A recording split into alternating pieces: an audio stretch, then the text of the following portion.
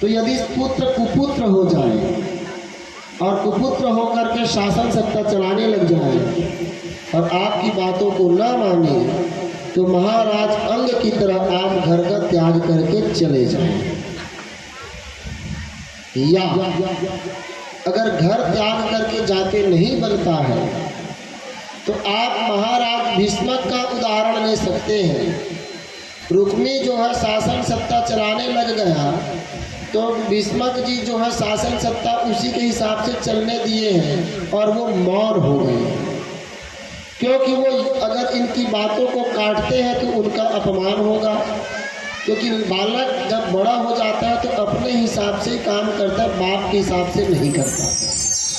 तो पिताजी को ये करनी चाहिए कि अगर बालक बाप के हिसाब से काम ना करे और आपको घर त्याग करते न बने तो महाराज भीष्मक की जैसे छोड़ दीजिए और कहे कि होई है सोई जो राम रचि राखा तो को करी तर्क बढ़ावन शाखा।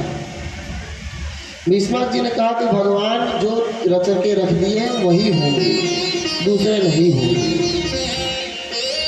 अब तो भीष्मक जी सोच रहे थे कि मेरी कन्या जितनी सुंदर है, गुणवान है, इसके अनुरूप रूपवान गुणवान तो केवल द्वारिकाधीश ही है, पर मेरा पुत्र नहीं चाहता तो मैं उसका विरोध नहीं करूंगा, क्योंकि विरोध करूंगा तो ये भी मुझे कंस की तरह ही जेल में डाल देगा, क्योंकि उसी के ससुर का ये मित्र है, तो उसी से तो वही सब सीख के आएगा। राजा श्री भीष्म को नाम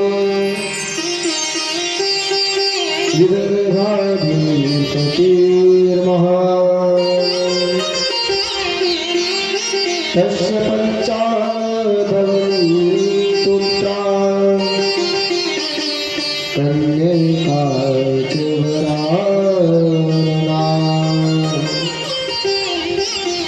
अब भैया आप लोग रुक्मणी का तैयार कर दिए होंगे, तैयार करके शीघ्र बस 10 मिनट बाद रुक्मणी मंगल होने वाला है, तो रुक्मणी जी और द्वारिकाधीश को आप तैयार करके ले आएंगे। इधर रुक्मणी को पता चल गया कि मेरा जो भाई है वो मेरा विवाह को सिंधु नरेश दमघोष पुत्र शिशुपाल के साथ करना चाहे। अब तो रुक्मणी को भोजन पानी छूट गया, अब वो रोने लग गई। बात भाभियों तक पहुंची, उन्होंने कहा कि भाई बात क्या है, तुम बताओ तो सही, तुम रो क्यों रही हो, तुम खाना पीना क्यों छोड़ दी हो।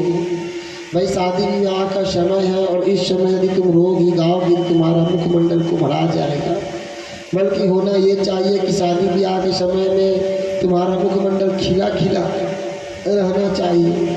क्या समस्या आ गया ये तो बताओ। रुक्मणी रोने लग गई है, बोली भाभी मैं क्या बताऊँ, जिसे मैं पति रूप में प्राप्त करना चाहती हूँ और जिसे मैं पति के रूप में बचपन से सुनकर पति रूप ही मान चुकी हूँ, मेरा विवाह उसके साथ नहीं हो रहा है, बल्कि मेरा विवाह उसके साथ में हो रहा है जिसको तो मैं जानती भी नहीं और वो उस योग्य है भी नहीं। भाभी ने कहा कि किसको तुम चाह रही हो। वो कहती कि मैं द्वारिकाधीश श्री कृष्ण को पति रूप में प्राप्त करना चाहती हूँ।